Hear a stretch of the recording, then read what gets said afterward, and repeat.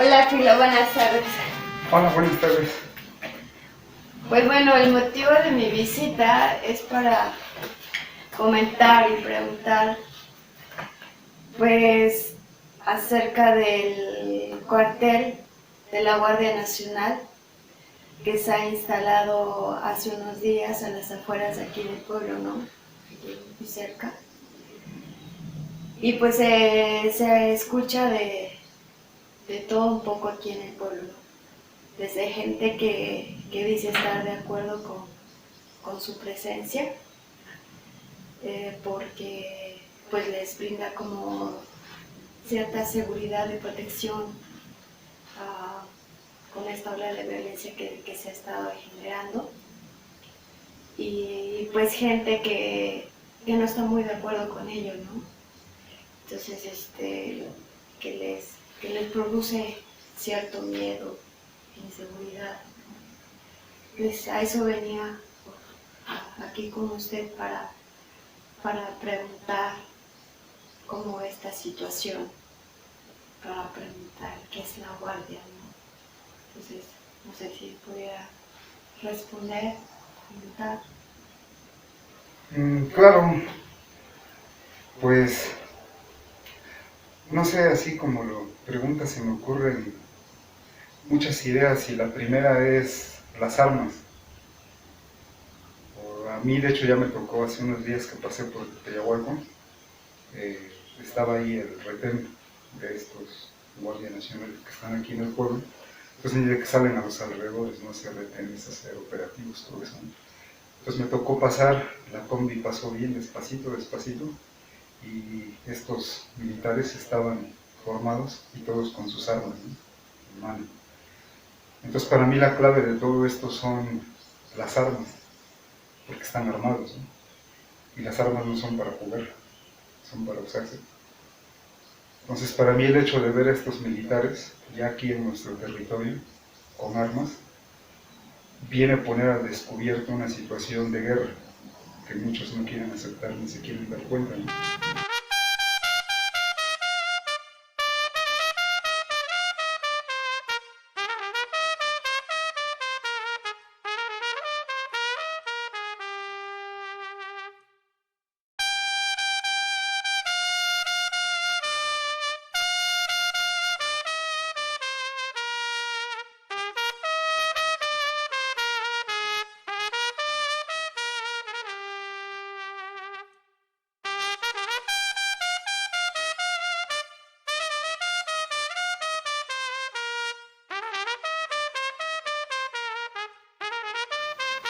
Creo que no es ningún secreto para nadie que la Guardia Nacional son militares.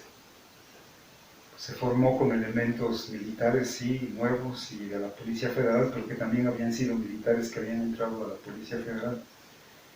Entonces lo que nos debe quedar bien claro es que la Guardia Nacional es el ejército, disfrazado, ¿no?, con un nuevo ropaje para verse bien, no verse mal, que se llama así, Guardia Nacional, y hasta creo que con nuevos uniformes, ¿no?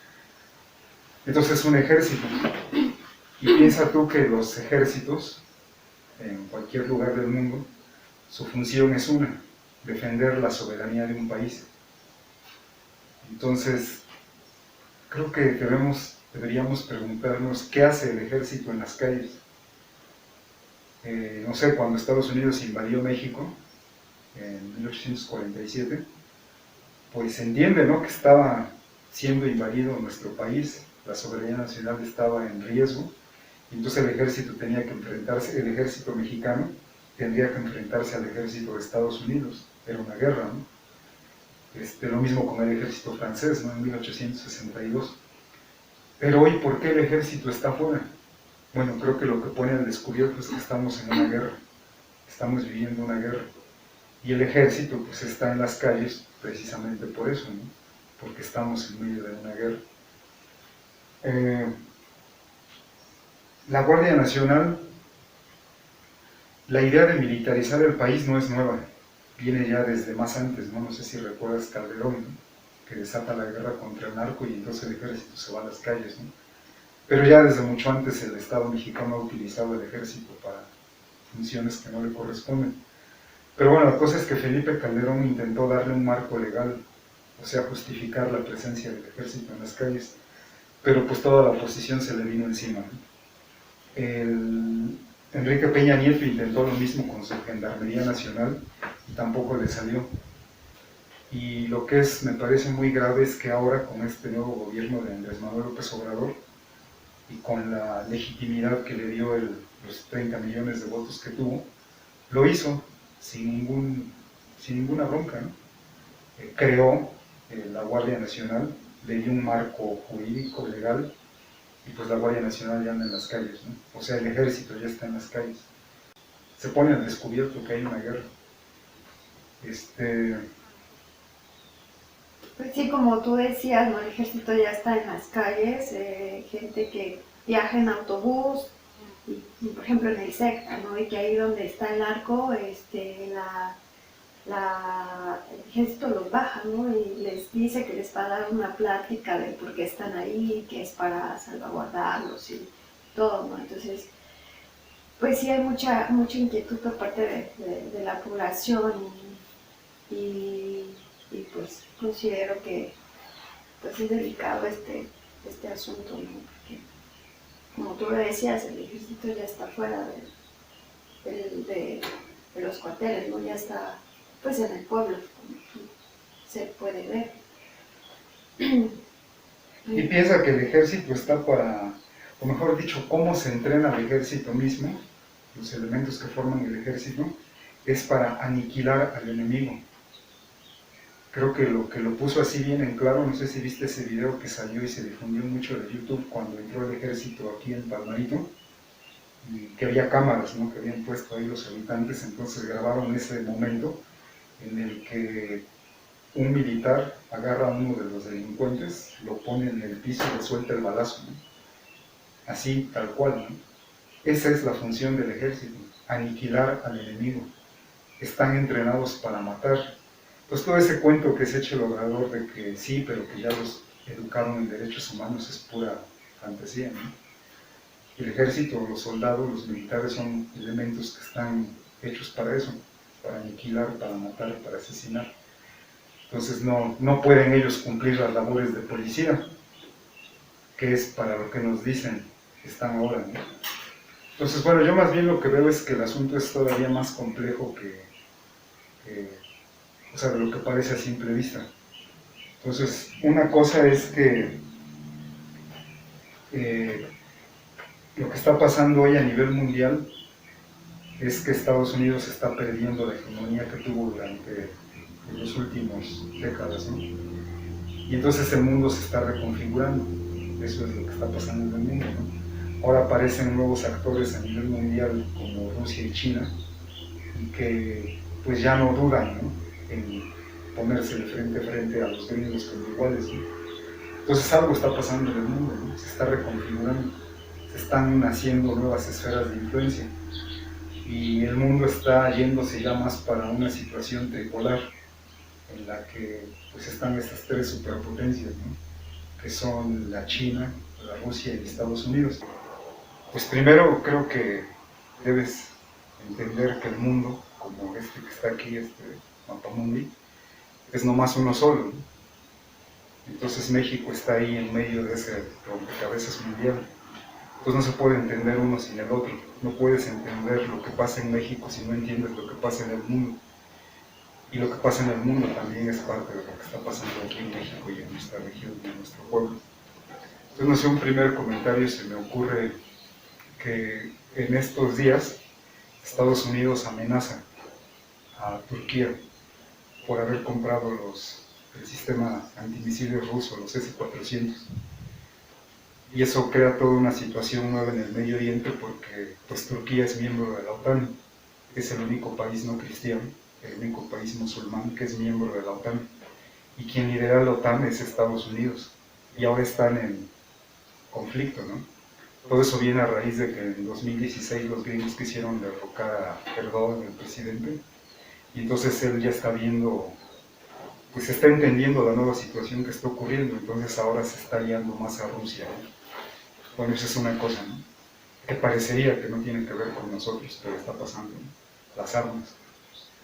Otra me parece es que hace unos días el gobierno chino dio a conocer su libro blanco, que es su estrategia de seguridad en la nueva era, porque pues para China todo esto es una nueva era, ¿no? Y entonces en esa estrategia de seguridad pone a Rusia como a su aliado estratégico. La cosa es que un día antes de que se va a conocer el libro blanco del ejército chino, hacen juntos un patrullaje, aviones de Rusia y de China, precisamente en zonas de conflictos donde está Japón y Corea. Y los coreanos dicen haber disparado contra ellos, ¿no? Armas, siempre las armas, ¿no? Pero ¿de quiénes son las armas que tiene Corea? Son de Estados Unidos, ¿no? ¿Y de quiénes son las armas que ahora tiene Turquía, los S-400? Pues son de los rusos. Pero bueno, para el caso del continente americano y para lo que nos incumbe a nosotros y que creo es bien importante también entender, es que para Estados Unidos, en este nuevo contexto internacional, él necesita un territorio vital para existir. Y entonces para Estados Unidos ese territorio es pues todo el norte del continente, ¿no? Y parte de lo que pues le decimos la Mesoamérica. A lo que voy es estos tres países, Estados Unidos, México y Canadá. Entonces esa es una asociación económica, pero que si tú ves lo que está pasando hoy, es que Estados Unidos ya tomó el control total de todo este territorio. Más bien lo que yo alcanzo a ver ahí es que la frontera de México ya se corrió. Entonces antes la frontera de México estaba en el río Bravo, ¿sale? Tú lo conoces, ¿no? Aquí, este es el río Bravo, ¿no? Entonces lo que pasó ahora es que esta frontera se bajó hasta aquí. Entonces todo esto ya es el territorio estratégico de Estados Unidos y él lo controla y él manda, ¿no? En ese territorio. Entonces recordarás que el nuevo tratado de libre comercio entre estos tres países se firmó exactamente un día antes de que Andrés Manuel López Obrador tomara poder como presidente, ¿no? Eso dice mucho, porque pues lo que significa es que pues Obrador no puede hacer nada. Yo pienso que Obrador ya ni siquiera gobierna esto, porque esto ya ni siquiera es un país. La cuarta transformación que él ofrece no es otra cosa más que la creación de un Estado no nacional, o sea, la anexión completa y total de Estados Unidos, de México bajo el control de los Estados Unidos. Entonces ahí en el nuevo Tratado de Libre Comercio vienen cláusulas que violan ya por completo la idea de soberanía de algún país. Entonces, bueno, hay unos datos que pues creo que está bueno conocerlos, ¿no? Como que, por ejemplo, ¿te acuerdas que el Donald Trump amenazó con que iba a imponer aranceles a México si no detenía la migración? Entonces, bueno, se fueron funcionarios del gobierno mexicano a hablar allá con los gringos. Los trataron mal, por cierto, ¿no? Porque pues pusieron en claro que mandan ellos. Los trataron mal, no los humillaron. Y bueno, el Obrador cínicamente lo puso como un triunfo. Pero pues ¿cuál triunfo si nada más la orden de Donald Trump era que México tiene que detener a los migrantes, ¿no? Y entonces días después te acordarás que ya un regimiento de lo que hoy es la Guardia Nacional se bajó a la frontera, ¿no? Con Chiapas, en una especie de muro humano para detener la migración. Entonces creo que va quedando claro que quien manda en México no es Obrador, ¿no? Él es solamente una especie de capataz, el dueño de la hacienda es otro, ¿no? Y desde allá, desde Estados Unidos, es donde se dan las órdenes. Y Donald Trump, sin recato alguno, lo que dice es: quiero que hagan esto, y el gobierno mexicano lo hace. Pues porque Estados Unidos tiene los elementos para doblegar al gobierno mexicano en cualquier momento, ¿no? Uno de ellos es este, ¿no? El comercio. Pero en caso de que ese no funcionara, viene el que sigue, ¿no? El militar, que ya lo han hecho los gringos, ¿no? Ya nos han invadido. Entonces, pues lo que se alcanza a ver es que el Estado mexicano como tal dejó de existir. Por esto digo que eso es la cuarta transformación, la creación de un Estado no nacional. No sé qué sea esto ya, ¿no? Pero el país que alguna vez pensamos que era México, creo que solamente existe en la imaginación, en las fiestas, ¿no? De la independencia, en el desfile del 5 de mayo. Pero en los hechos, todo el control de este territorio ya no está en nosotros, ya está en poder gringo y extranjero, ¿no? En general con otros países, ¿no? Entonces piensa tú, por ejemplo, las minas, el agua, los energéticos, el petróleo, el gas, los bancos, todo ya está en poder extranjero, mucho de Estados Unidos, ¿no? Estados Unidos y de sus aliados del occidente, ¿no? O sea, Francia participa ahí, Inglaterra, España, todos ellos, ¿no? Pero ahí el que lleva la batuta de todo esto, pues son los gringos, ¿no?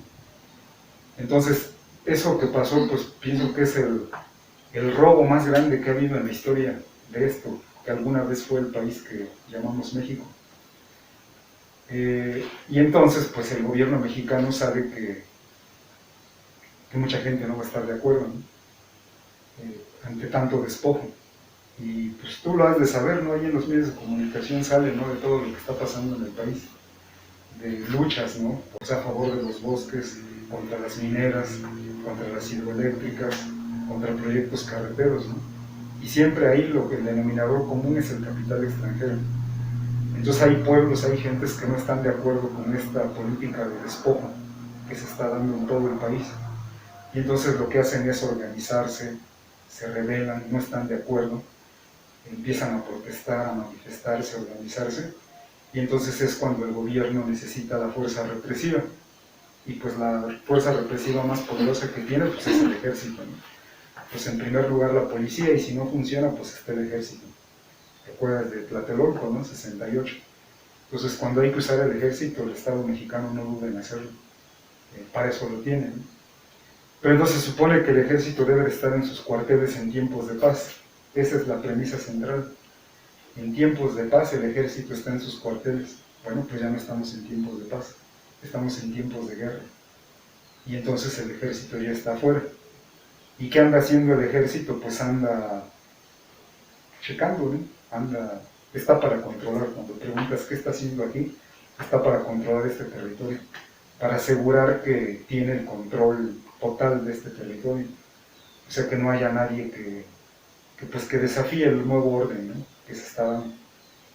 Y pues sí es cierto lo que dices, ¿no? Que muchos se van con la idea, el cuento de que están aquí porque, pues que la delincuencia, ¿no?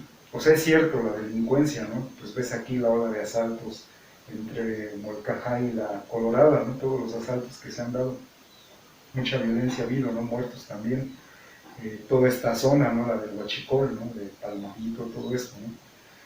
O sea, sí es cierto que se soltó esa ola de violencia, pero te digo, también es cierto que hay un responsable, es este sistema, ¿no? El capitalismo es el que ha provocado todo eso. Y lo que estamos viviendo hoy con Andrés Manuel López Obrador es la continuación de ese sistema capitalista, ¿no? Y entonces hay que administrar ese horror, hay que administrar la guerra, hay que administrar esa violencia y hay que administrar el crimen. Y pues para eso está aquí el ejército, ¿no? Para cumplir esas tareas. Entonces el ejército no son policías de barrio, ¿no? No están para andar persiguiendo rateros. Es grave la situación que se vive, pero pues lo provocó el mismo sistema, ¿no? Pero pues la función del ejército no es esa. Y ante esta situación, ¿hay alguna alternativa? ¿Usted Pues se dice fácil, pero es bien difícil organizarse ante todo esto, ¿no? Y digo que está bien difícil porque precisamente el gobierno se ha encargado de dividir nuestros pueblos en partidos políticos, en organizaciones. Ve cómo está aquí la Mixteca, ¿no? Con Antorcha Campesina, ¿no?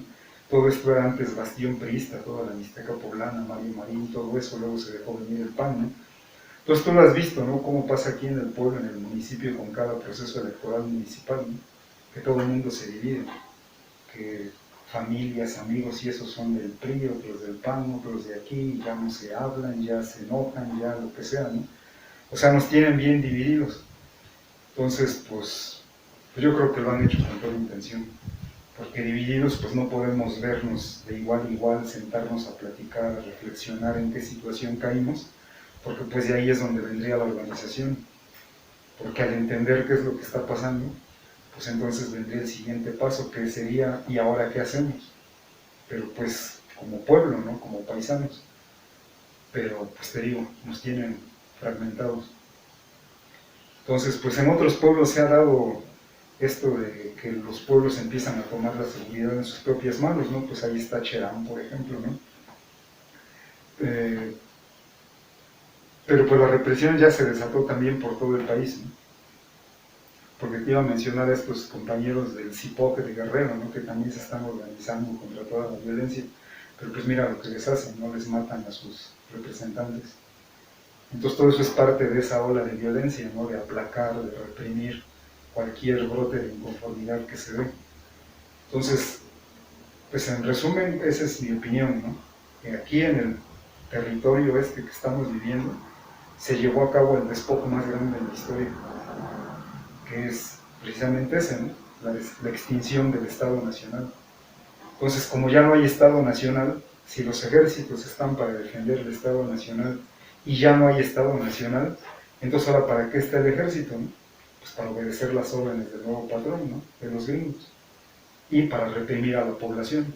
Esa es la función hoy del ejército, casi como una especie de ejército de ocupación, ¿no? Un ejército nacional que está ocupando su propio país porque está obedeciendo órdenes desde otro lado, ¿no? En este caso de Estados Unidos.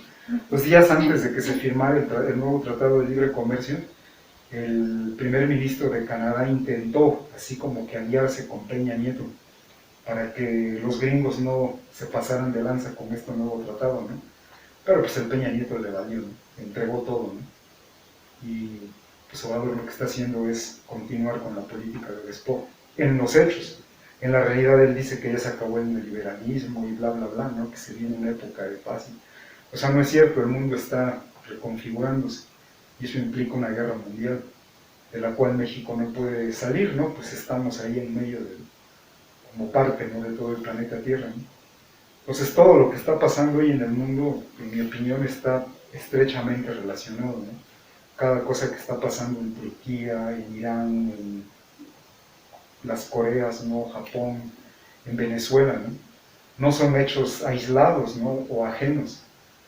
Lo que creo que aquí todos los paisanos deberían entender y aceptar, porque ahí están los hechos, ¿no? Es que hoy estamos viviendo una guerra mundial, que es la guerra del capital, del capitalismo, y es contra toda la humanidad y es contra la naturaleza. Ya ves cómo está el desastre ecológico por todo este despojo y explotación que se está haciendo, ¿no? Este sistema extractivista, ¿no? Que extrae toda la riqueza, pero alrededor mata, ¿no? Entonces llega una minera y ¿qué es lo que trae? Muerte, ¿no? Ellos vienen, sacan el oro, se van a su país y lo que dejan es todo contaminado. Entonces es una guerra, ¿no? De despojo. Y es contra nosotros, los pueblos que aquí vivimos, si hay algo en nuestro territorio que el capital quiere, y es contra la misma madre tierra, ¿no? Contra la Tonantzin, la naturaleza. Esa es la situación que estamos viviendo. Y entonces el ejército pues está para ver que eso se lleve a cabo, ¿no? Para controlar todo esto. Y pues en medio de esa situación estamos nosotros, ¿no? Los pueblos. Usted ha dedicado parte de su vida a la reivindicación de la cultura náhuatl. Entonces, ¿en algún momento usted piensa que la Guardia llegaría hasta este lugar? ¿Cuál sería su posicionamiento ante esto? Pues creo que desde que empezamos esto, no somos tan ingenuos, sabemos a lo que nos estamos enfrentando, ¿no? Sabíamos que hay una guerra de por medio. Lo dijimos de muchas formas aquí en el